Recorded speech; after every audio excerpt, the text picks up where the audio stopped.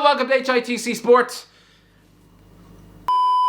Hello, welcome to HITC Sport. Alright, I don't want to start off this video sounding like Robbie Williams, but we all watch football to be entertained. In a year of a global pandemic where half the country were forced to swap family hugs and conversations down the pub for spending every night watching Netflix until the point of optical migraines. Honestly, by the end of 2020, your eyes probably felt like you just spent an hour staring at the sun. But football is a form of escapism for so many across the globe. A way to switch off from the cold, harsh realities of having nothing in the fridge but a banana and a jar of sweat. To distract us from living in a basement and having a face like a foot. It's a collective sport that brings us all together. And not in a Jimmy Savile way. No, nothing rams home that collective spirit more than an international tournament. This is supposed to be a festival of patriotism and fun. A breath of fresh air from the last 18 depressing months. What we don't do is watch this sport to see a man fighting for his life. What went down yesterday was such a traumatic event, and I'm just checking to see how everyone is. I mean, Denmark versus Finland is not exactly the most threatening of games. Good Christ, if this was a movie, it would fall under the Disney category. What we didn't expect to see was a man's heart stop live on camera. I don't want to sound like a BTEC school counselor, but how did you digest what happened yesterday? What was going through your minds? Let me know in the comment section below. This wasn't the 6 o'clock news, so being ambushed with these images, honestly, you just felt so helpless. Watching a great footballer like Christian Eriksen collapse to the turf, I thought he went down because he just pulled a hamstring.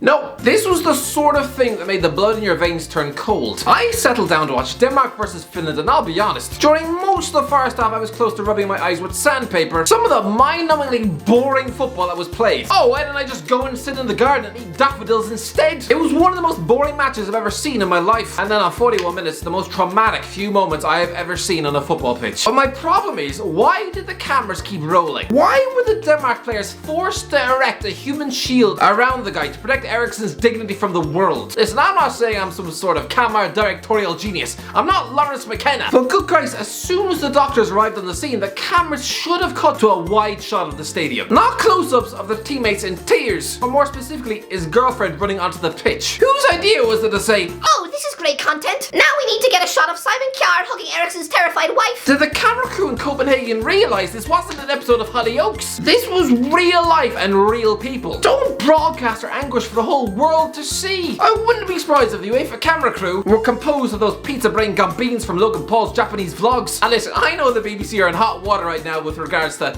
you know, Princess Diana or...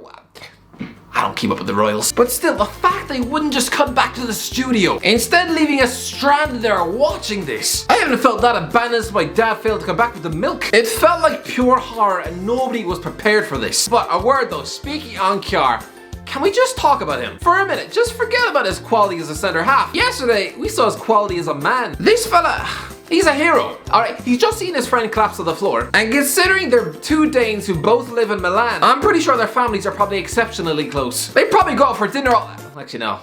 Actually, no. Italy was pretty badly... Alright, the families probably had pizza and picturing at Eriksen's house. But either way, they were good friends, and the fact he was the first to rush to his side to secure his neck, clear his airways, and start CPR, most people would have been literally paralyzed with fear. Especially when it's your friend. There would have been no shame in that. But to have the clarity of thought to do this before leading a human shield around him and then consoling his wife when he himself was probably mentally tortured. I don't even want to say this is a true captain of No, this is a true human being. I'll be honest, I still don't know if the coverage lasted 10 minutes or half an hour. I genuinely felt sick to my stomach. Christian Eriksen has been the face of Danish football for 10 years. We've seen his skills in the Premier League for 7 seasons. We saw personal clips of him eating lunch in the canteen at the Spurs documentary. They devoted an entire episode towards his move to Inter Milan. We almost felt like we knew the guy. And just 6 months ago, the guy had been splashed across all the back pages of newspapers for about 3 weeks straight, just constantly linked with the return to the Premier League. Of course, no disrespect to the likes of Fabrice Muamba. When he endured this nightmare scenario in 2012, of course that was shocking. Yes, it was something that shook everyone to their core. But maybe the worldwide football world wouldn't have already developed that connection to his career. And the fact that this is on such a large scale, the European Championships, this guy is one of the most recognizable faces in football. So to watch him be given literal CPR on the pitch, tell me, what were you thinking during the game? How were you coping? For me, it was single-handedly the most haunting moment in my many years watching this great sport. Before this game,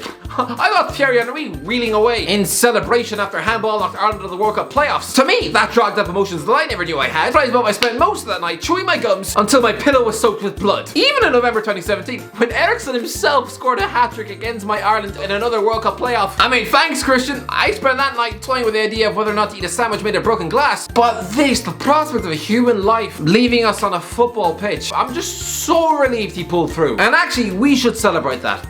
Football saved Christian Eriksen's life. If this horrible incident had not occurred in a football ground, and instead while he was walking his dogs in the woods or tidying the bathroom in his house, then he wouldn't have had a team of 5-star medics on hand. He wouldn't have had the quickness of thought from a man like Simon Kjær. Yes, it's a truly horrible incident, but look at the positives. This wonderful sport that we all love, it saved the life of a young father of two. A horrible incident, but it pulled the football world together. Even in the stadium, both sets of fans chanting his name back and forth. Thousands of tweets, a flood of support. Lukaku and Son Heung-min both telling Eriksen they loved him. It was absolutely amazing. And thank Christ, but I'm sorry. I know that Denmark players wanted to finish the game yesterday, but that was an utterly ridiculous decision. Saturday night was not the time to play 45 minutes of extra football. Yeah, they were speaking with their hearts. I know they wanted to finish the game. Do it for Christian, right? But UEFA should not have allowed this. They weren't thinking rashly. They weren't in the right headspace to be able to make that decision. I'm sorry, but just 1 hour after seeing your teammate and friend carried to hospital on a stretcher, no, they needed to at least have that evening or the weekend to clear their heads. Play the game next week. Allow yourself space to breathe. It's no wonder they slumped to a stale 1-0 loss against Finland.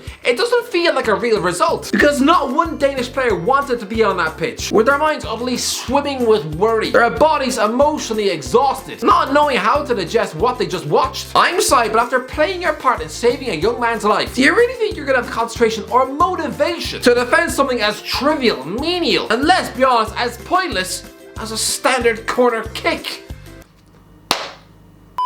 So the Euros kicked off, and already I've been made to look like I got spaghetti for brains. Guess who I tipped to flop at the Euros this month? Italy, Ciro Immobile. Ciro Immobile is an absolute goal machine, and betting against this man when he's in this sort of red hot form, it's about as sensible as licking the inside of a toaster. But I just get the feeling we're about to see this other Lazio goal machine freeze like Naomi Osaka in a press room. He's 31 years old and never cut it at an international tournament. This is his last chance to show something meaningful to his grandkids. He's always been an anonymous bit part cameo player at the 2014 World Cup and Euro 2016. He couldn't even score against us. Trust me, this summer Immobile will be goal shy. He will barely register a shot on target. He'll just look like the Italian Dwight Gale. Trust me, he will look about as shy as someone with a small knob at a urinal. Just you wait and see.